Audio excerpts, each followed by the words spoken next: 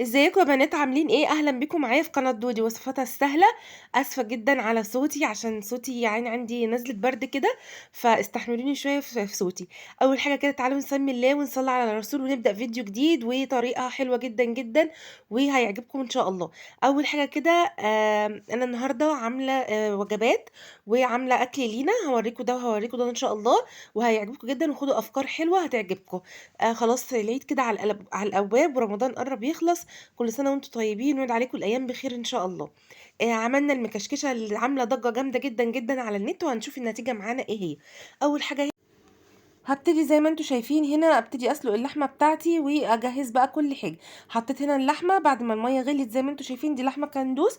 وحطيت حله تانية على النار هسلق بيها برضو فيها لحمه بس النوع تاني. هذا بعد اسيبها بقى تطلع الريم بتاعها، وبعد كده نظبط الشوربه مع بعض. هنا بقى كنت هعمل ايه؟ هعمل نوع تاني من اللحمه، دي لحمه راس. انا حطيتها برضو كده تغلي غلوه واحده، وهتشوفوا هنعمل فيها ايه. ما تنسيش بقى تحطي لايك واشتراك في القناه لو انت لسه جديده عندي في القناه. هنا بقى كانت بدات اللحمه الكندوس تطلع الريم بتاعها، ببتدي اشيلها كده عشان اظبط الشوربه بتاعتها واحط لها الحاجه اللي انا بحطها لها. لحمه الراس عندي اول ما بتغلي باخد الحله كده كلها على النار، على الحوض. ابتدي ادلق الميه دي خالص واشطف اللحمه اللي انا كنت بسلقها، واغير الميه اول ما تغلي احط لها تاني. ليه بعمل الحركه دي؟ عشان مش عايزه فيها اي ريحه ولا زفاره ولا اي حاجه. وبعد كده بقى ظبطت الشوربه بتاعتي، حطيت جزر وطماطم وبصل ورق لورا وحبهان ومستكه وفلفل اسود، يعني البوكيه جارنيه بتاعنا اللي احنا بنحطه. حطيت نفس توضيب الشوربه دي، هو نفس توضيب الشوربه دي. بعد بقى ما وضبت الشوربه كده، تعالوا نشوف هنبدا في ايه تاني. عندنا النهارده حاجات كتير جدا جدا في الفيديو هتعجبك، وافكار كتير. يا ريت بقى لو انت جديده عندي في القناه تعملي اشتراك في القناه وتدوسي على وتعملي لي لايك وتدوسي على كلمه الكل عشان يوصلك كل فيديوهاتي ان شاء الله. ولو انت من الاساس عندي في القناه، اتمنى ان انت تكتبي كومنت حلو زي كده يشجعني. هنا بقى كان عندي العسل او السيرب اللي انا كنت عاملاه قبل رمضان خلص، لان انا كل يوم بعمل حلويات وبعمل طبعا كميه كبيره، فطبعا بحتاج شربات كتير في رمضان، وبحتاج حاجات سكر كتير جدا في رمضان. قلت بقى هعمل 3 كيلو كده يكفوني الكام يوم اللي فاضلين. حطيت 3 كيلو من السكر عليهم 3 لتر من الميه، اقلبهم كده تقلبتين على النار. وبعد كده هحط لها حاجات تانية. هحط ايه تاني؟ هحط ربع معلقه صغيره من ملح الليمون، وهحط كمان معلقتين كبار من عسل الكلوكوز. بحط ليه عسل الكلوكوز وملح الليمون؟ ملح الليمون بيبقى ماده حافظه ومبيخليش العسل بتاعي يسكر، هو والعسل الجلوكوز برضو مش بيخليه يسكر خالص. انا بيفضل عندي من اول البطرمان لاخره، عمره ما بيسكر معايا. بيقعد عندي يعني في الايام العاديه بقعده بالشهور ولا بيجرى له اي حاجه. فخلاص كده قلبتهم بقى تقليبه، وهبتدي اسيبهم بقى على نار عاليه. واول ما يغلي كده يعني حوالي 10 دقايق بهدي عليه النار عشان ما يفرش معايا على البوتاجاز، لغايه ما يوصل للقوام اللي انا عايزاه. بعد كده هنا جبت بصلايه كبيره، وجبت كمان معلقتين من هريسه الشطه. الهريسه دي طبعا انا ببقى فرماه حاطاه عندي في الفريزر على طول. بطلع كيس كيس كده احطه في علبه او في بطرمان على رف التلاجة استخدم منه. بعد ما فرمتهم كده كنت حله على النار فيها حبه زيت حلوين. بدات انزل بالهريسه والبصل زي ما انتم شايفين كده، وهبتدي ان انا اشوحهم معايا. اول ما احس ان البصل بتاعي هيبدا يدبل، هجيب معلقه كبيره كده من الثوم وانزل بيها بالطريقه دي. اول بقى ما بتحط الثوم على الفلفل والبصل، شمي ريحه فظيعه بتبقى حلوه جدا جدا. هقلب بقى كل الكلام ده، وعندي طماطم انا مسبكاها هبتدي انزل بيها بالشكل اللي انتوا شايفينه ده. انا ببقى يا بنات من بالليل مجهزه حاجات كتير جدا في الفطار بتاع الفطار اليومي ده. يعني انا بفطر يعني بفطر على المغرب، وبعد كده بقى بريح شويه، وابتدي بقى ان انا اقوم اجهز حاجات لتاني يوم. بتسهل عليا طبعا تاني يوم، لان طبعا انا ببقى لازم يعني مرتبطة بوقت لازم طبعا بنزل فيه الفطار ده. خلاص كده يا بنات، بدأت بقى هنا جبت طماطمايه كبيرة وبصلايه كبيرة، واحط كمان معلقة توم حلوة، واحط بقى التوابل. تعالوا نشوف هنحط توابل ايه مع بعض. حطيت فلفل، وحطيت معلقة كمان من الهريسة، وحطيت فلفل اسود، حطيت بهارات فراخ. حطيت حطيت كمان حبة من الثوم البودر، وحبة من البصل البودر، وحبة كركم. طب ليه حطيت كركم؟ بيدي الفراخ طعم، بيدي الفراخ لون حلو جدا جدا. وحطيت معلقة كبيرة من صويا صوص، ده لو انت حابة تحطيها، مش حابة خلاص. بعد كده هنعمل ايه كمان؟ حطيت معلقة خل كمان عشان تطري لي الفراخ بتاعتي. طب التتبيله دي انت هتتبلي بيها ايه؟ هتبل بيها بانيه. انا في رمضان ده يا بنات كل مره بعمل لكم البانيه بطريقه مختلفه او بتتبيله مختلفه. يعني لو انتم متابعين الفيديوهات بتاعتي من الاول هتلاقوني ان انا كل مره بعمل فيها بانيه مش بتبل بنفس التتبيله، عشان برضو يبقى في اختلاف في الطعم كده وتحس ان انت بتغيري شويه.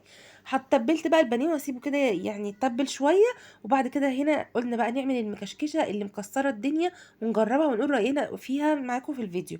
جبت هنا لفه من الجلاش، بدات بقى ان انا اخد ورقتين ورقتين، هدهن الورقه الاولانيه بس واروح مكشكشاهم كده بالطريقه دي. هدهن بقى الصينيه بتاعتي كمان دهنه حلوه جدا جدا من السمنه عشان تطلع معايا كده مورقه ولونها تحفه، وهتشوفوه ان شاء الله. لو وصلتي بقى لغايه هنا للفيديو وانت لسه ما اشتركتيش في القناه وجديده، اتمنى ان انت تخشي تعملي اشتراك وتدوسي على كلمه الكل، وكمان تحطي لايك حلو، وكمان تكتبي لي كومنت يشجعني وتقولي رايك في الفيديوهات بتاعتنا ايه. هنا بقى هعمل كل الجلاش زي ما انتم شايفين، انا بحط ورقتين، ورقه واحده بس اللي بتدهن وبعد كده بكشكشهم زي ما انتم شايفين. كان عندي هنا ورقه الجلاش دي مكسره خالص بس برضو اتصرفت فيها وادتني النتيجه اللي انا عايزاها. بعد ما قطعتها، بعد ما رصيتها كده كلها، اجيب بقى بقيه السمنه اللي عندي وابتدي اشربها للجلاش كله عشان يطلع كده مورق ويطلع كمان مقرمش، وهيطلع لونه حلو جدا جدا هتشوفوه. عايزه اقول لكم ان هي طعمها حلو جدا جدا وخفيفه مش تقيله، يعني بصراحه تستاهل اللي هي الضجه اللي هي عاملاها. هجيب بقى هنا السكينه بتاعتي وابتدي اقطعها زي ما انا عايزه. عايزه تقطعيها على 4 قطعيها، عايزه تقطعيها على 3 قطعيها. انا هنا قطعتها على 4 زي ما انتم شايفين.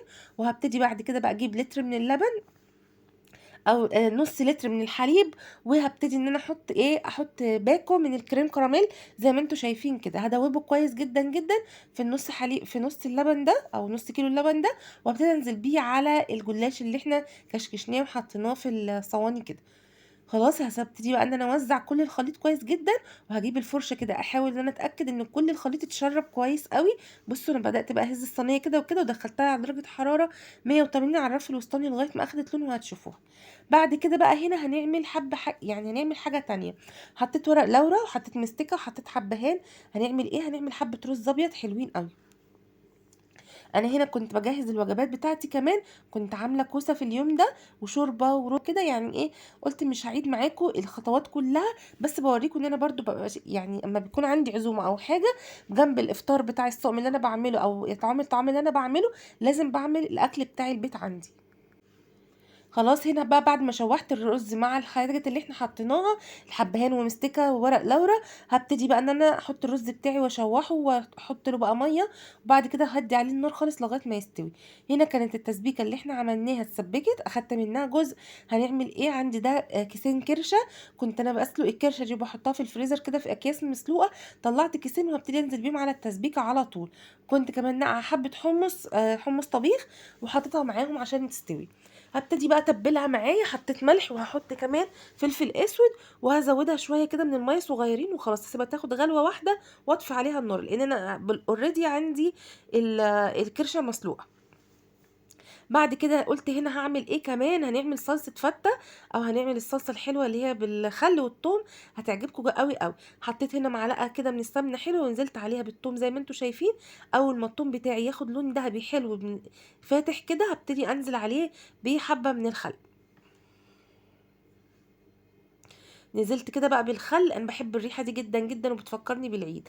بعد كده بقى عندي طماطم هنا عصراها، بدات ان انا انزل بيها وهحط لها حبه ملح وخلاص على كده هسيبها تغلي وتتسبك معايا على نار هاديه. بعد كده انا حسيت ان لون الطماطم عندي مش حلو، فبدات ان انا احط معلقه كده من البابريكا تديني لون حلو. هنا بقى كانت المكشكشه بتاعتي طلعت من الفرن، بصوا لونها تحفه ازاي. عندي بقى السيرب اللي احنا عملناه في الفيديو، بدات ان انا انزل عليه بقى واسقيها كلها من جميع الجهات عشان تديني بقى الطعم التحفه. وهسيبها بقى تبرد كده، بصراحة طلعت حلوة جدا جدا، هتعجبكم جدا جدا لو جربته. ممكن تستبدلي الكريم كراميل، ممكن تستبدليه بكاستر برضه هيبقى حلو قوي قوي. بصوا بقى شكلها عامل ازاي. عايزه اقول لكم ان هي سخنه، ما انا ما صبرتش ان هي تبرد عشان اوريها لكم. قلت كده ايه عشان قبل ما انسى، عشان قبل ما اخلص الفيديو تبقوا شفتوها معي. بصوا ما شاء الله مورقه ولونها من جوه عامل ازاي تحفه، طعمها حلو جدا جدا. هنا بقى كنت نزّلت خلاص الفطار بتاعي، وبدأت بقى إن أنا بنتي عملت البانيه كده في البقسماط، وبدأت بقى إن أنا أقف أقلي كده وأحضّر الفطار بتاعي النهارده. يا رب الفيديو بتاعي يعجبكم وتقولوا رأيكم بإذن الله في السفرة اللي هتشوفوها دلوقتي، ويعني أفكار كده بسيطة وكل حاجة وكل واحد بيحب حاجة عملتها له. هنا كانت بنتي واقفة بتحمّر العيش بتاع الفتة، إحنا بنحب نحمّر عيش الفتة، ممكن تحطيه في الفرن وترشي عليه رشة سمنة كده، برضه هيديكِ نفس النتيجة. بقيت بقى أطلّع البانيه، وهنا حطينا الفتة، حمّرنا العيش وحطيت معلقة كده من التوم صغيرة مع العيش وهو بيتحمر، بتديه تيست حلو قوي قوي قوي. بعد كده بعد ما حمرت البانيه جبت برضو كيس فشه كنت سلقاه في الفريزر، وبدات ان انا احمره بالطريقه دي، ونزلت عليه ببصل طرنشات، وكمان بقى برش عليه ملح وفلفل وكزبره وشطه عشان يتبل معايا ويبقى طعمه حلو قوي. بدات بقى ان انا كده نزلت بالبصل، وبعد كده هنزل كمان بفلفل وطماطم، بتديني طعم حلو جدا جدا لما بتعمليها بالطريقه دي. طريقه المطاعم، يعني في المطاعم بيعملوها بنفس الطريقه دي. خلاص كده بدات بقى جبت كده قرنين فلفل سبايسي وقطعتهم، وطماطميه صغيره قوي، وبدأت ان انا اقلبهم تقلبتين اتنين كده، وبقى خلاص خلصتها كده. حطيت بقى فرشة كده من البقدونس على طبق، وبدأت ان انا اصفيها كويس من الزيت واطلعها بالطريقة دي. وكمان عملنا الفتة. تعالوا بقى شوفوا كان فطارنا عامل ازاي النهارده بعد ما نزلت فطار الصائم. ده كان فطارنا النهارده حاجه بسيطه، دي لحمه الراس دخلتها الفرن، وكده البانيه، وكمان اطباق الفته والكرشه، وعملت حبه سلطه حلوين. يا رب الفيديو بتاعي يعجبكم وتقولوا رايكم في الكومنتات، ولو اول مره كده في القناه اتمنى ان انت تشتركي وتحطي لي لايك حلو زي